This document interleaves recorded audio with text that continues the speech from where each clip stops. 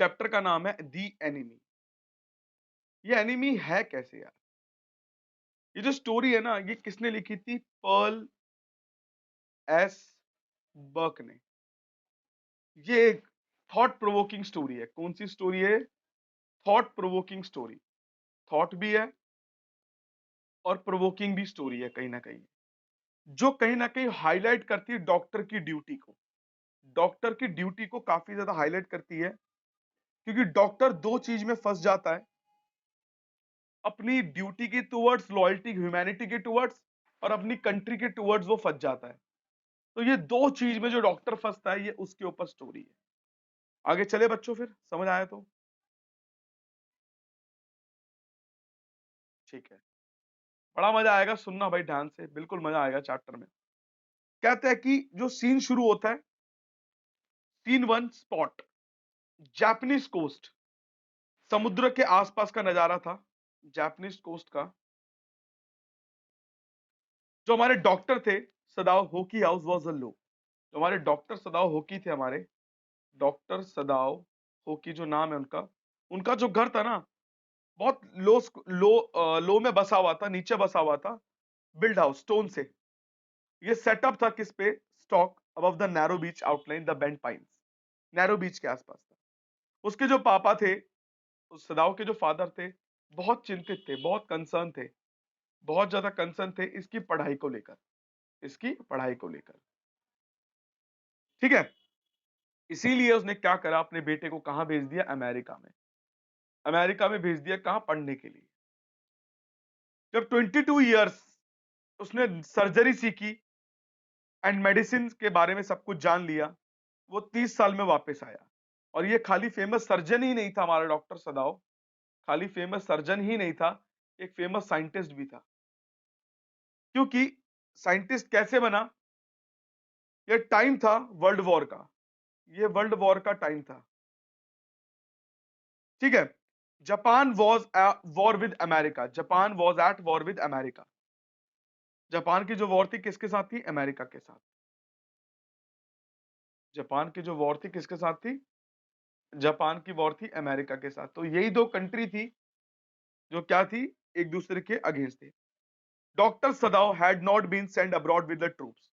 Doctor Sadao को troop के साथ नहीं भेजा गया था, क्योंकि उस टाइम पे जो ओल्ड जनरल थे, ओल्ड जनरल थे हमारे, उनको मेडिकल ट्रीटमेंट की जरूरत थी।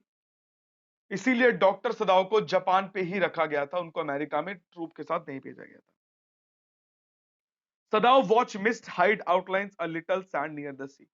सदार ठंडी ठंडी हवा खा रहा था, अपनी वाइफ के साथ खड़ा हुआ था समुद्र में, ठंडी ठंडी हवा। उसने क्या देखा? एक काला सा बंदा उसके घर की तरफ बढ़ रहा है, और लेटा हुआ है बिल्कुल, और यहाँ पत्थर ही पत्थर, पत्थर ही पत्थर, पत्थर ही पत्थर थे। हिज वाइफ उसके हाथ में हाथ डाल के खड़ी हुई थी। उस मोमेंट में क्या देखा इन्होंने? कि कुछ काला काला उनकी तरफ चल के आ रहा है, और वो उन्होंने देखा कि यार ये तो कोई आदमी है यार, ये तो कोई आदमी है। सदा और हाना, उसकी वाइफ का नाम था हाना, वरांडा में लीन होकर रेलिंग की तरफ झुक के देख रहे थे। कहते एक बंदा क्रॉल होके आ रहा है, क्रॉल होके आ रहा है, घुटनों के बल आ रहा है, और वो गिर गया यार। और कोई, उनको लगा कोई फिशरमैन है, बट कोई फिशरमैन नहीं था। वो उसकी तरफ भागे, वो बंदा मोशनलेस था, वो उसकी तरफ भागे। हाना विस्कर कह के बोलती है, अरे, अरे ये तो व्हाइट मैन है, अरे ये तो व्हाइट मैन है। उसको डर लगा। Sadao began to search for the bound. Sadao ने बिगेन किया सर्च फॉर द बाउंड, और उसने टच किया, देखा कि खून खून है। इसको टक्कर लग गई किसी, इसको गोली, इसको चोट पड़ी है, फिर ये पत्थर से टकरा के इसको बिल्कुल खून हो चुका है, ब्लड इतना बह चुका है कि किसी ने सोची ना होगी भाई।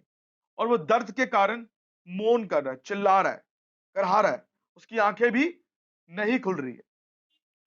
सदाओ मटर्ड कर रहा है, सदाओ कुछ गुनगुना रहा है, सदाओ मटर्ड कर रहा है, मतलब कुछ मुंह में बोल रहा है कि हम क्या करें इस आदमी का। He said the best thing, एक काम करते हैं, इसको समुद्र में फेंक देते हैं, सदाओ बोलता है। हाना कहती ठीक है ठीक है ठीक है, फेंक दो। सदाओ एक्सप्लेन करता है, यार नहीं यार, ये तो मेरे लिए गलत हो जाएगा। अगर मैं इसको घर पे भी रखूंगा तो भी गलत है, अगर मैं इसको छोड़ भी दूंगा तो भी गलत है, मर जाएगा। उसको समझ नहीं आ रहा वो क्या करे, बिल्कुल परेशान।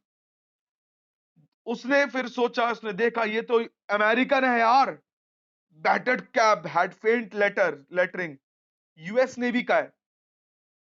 और मुझे लगता है कि ये अमेरिकन वॉरशिप के तो वक्त एक लड़ाई में एस्केप होके आए ये। आना पूछती है, अरे छोड़ो इसको यार, समुद्र में छोड़ दो।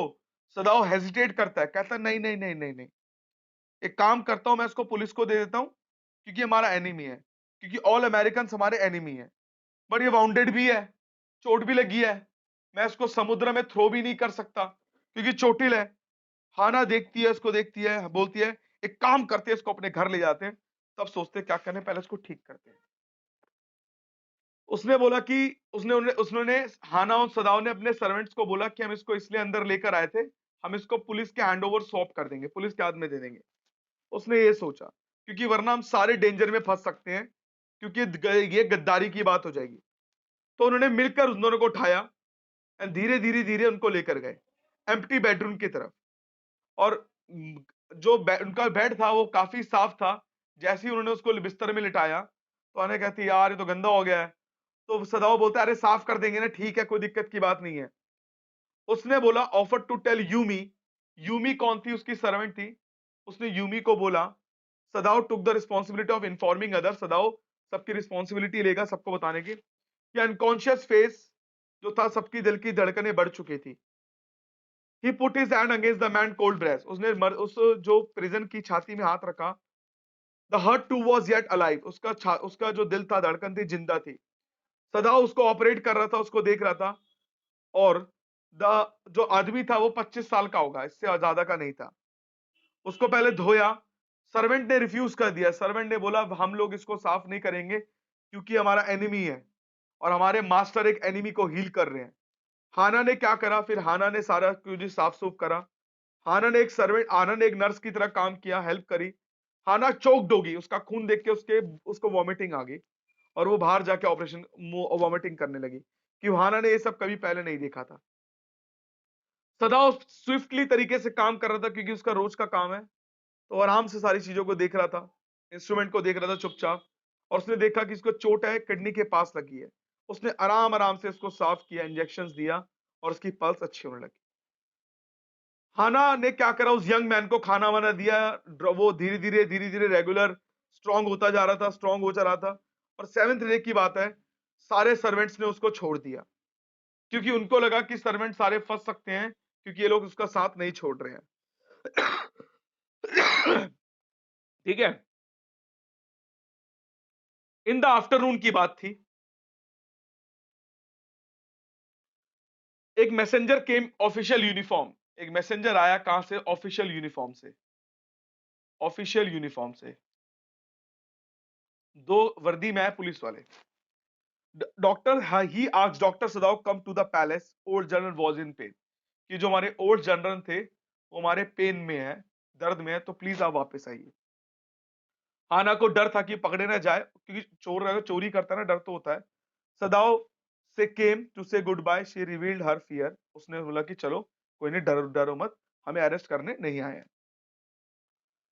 सदाओ टोल्ड द जनरल, सदाओ ने क्या करा, पूरा सच बता दिया। किसको? जर्नल को। कि मैंने ऐसा ऐसा किया है, एक ऑपरेशन किया है ऐसे ऐसे लोगों, ऐसे ऐसे बंदे के साथ, और मैं चाहता हूं आप इसको एक काम करो, हम उसको मारने नहीं चाहते, अब तुम इसको पकड़ सकते हो, कोई दिक्कत की बात नहीं है। He asked Sadao to leave outer partition of the out man room to the garden openly slept.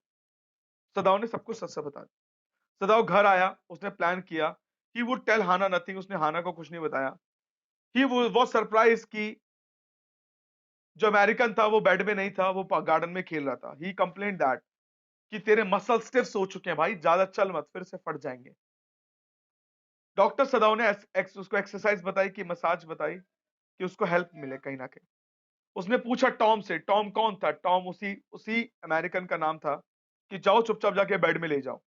Next morning Sadao guest room में गया, उसने देखा कि वो चुपचाप सो रहा है। उसने अपना शेव किया, उसका फेंट कलर, चीक का फेंट कलर दिखा, बहुत सही था। Doctor Sadao gave him a quite well then. उसने सोचा कि अगर मैं यार इसको जर्नल को दे दूंगा, जर्नल भी इसको मार ही देगा यार। तो उसने बोला कि नहीं, इसको यहां से भगाने की कोशिश करते हैं। उसने एक ऑफर करी बोट शोर नाइट में, और उसको कुछ खाने को दिया, कुछ कपड़ा दिया, और बोला कि भाई it had been fortnight, nobody live there, वहां पर कोई नहीं रहता और अभी वहां तूफान भी नहीं आ रहा, तुम वहीं पर जाके कोरियन फिशिंग बोट कोई आती है तो वहां से बाईपास होकर निकल जाना। सदाओ ने प्रिपरेशन करी उस आदमी की हेल्प करने के लिए और बोला he gave him flash light, he asked him to flashes at the sunset. जैसे ही सूरज डूबने लगेगा ना, उस टाइम पे 2 फ्लैश दिखाना, रात को दिखाओगे तो पकड़े जाओगे, जैसे ही सूरज डूबने लगे तब 2 फ्लैश लाइट दिखाना, ठीक है? इन केस अगर तुम्हारा खाना खत्म हो जाए तो हम खाना पहुंचा देंगे, अगर ठीक है, अगर सब कुछ ठीक है तो 1 लाइट दिखाना। He want not to signal in the dark, कि अंधेरे में बिल्कुल भी डार्क सिग्नल मत देना, because prisoner was now dressed in Japanese clothes. A black cloth was wrapped around his blunt hand. He found the way to boat. Sadao waited till he saw a flash from the shore. वो wait करता रहा जब तक उसने क्या नहीं देखा, वहां तक एक लाइट नहीं देखी, तब तक वहां पर वेट करता रहा। उसी रात को इमरजेंसी ऑपरेशन के लिए बुलाया गया जनरल की गॉल ब्लैडर की। 12-13 घंटे हो चुके थे। जनरल, उसको पता था कि श्योर से सरवाइव कर जाएगा। Then he began to breathe deeply again to demand for food. उसके बाद ही उसने खाना मांगा। Sadao had not able to ask the assistance, so far he knew he never came back. उसको पता था कि वो प्रिजन है, कभी बाहर नहीं आ सकता। और जर्नल ने उसको क्या बोला कि जो इंसान एक एनिमी की जान बचा सकता है तो वो मुझे कभी मरने के लिए छोड़ ही नहीं सकता। You are the best for me, मुझे पता है आप मेरे लिए ही सब कुछ सही करोगे। तो journal was enough spoken about the prisoner. उसने बोला, फिर उसने बोला सदाओ ने कि प्रिजनर भाग चुका है, एस्केप्ड हो चुका है।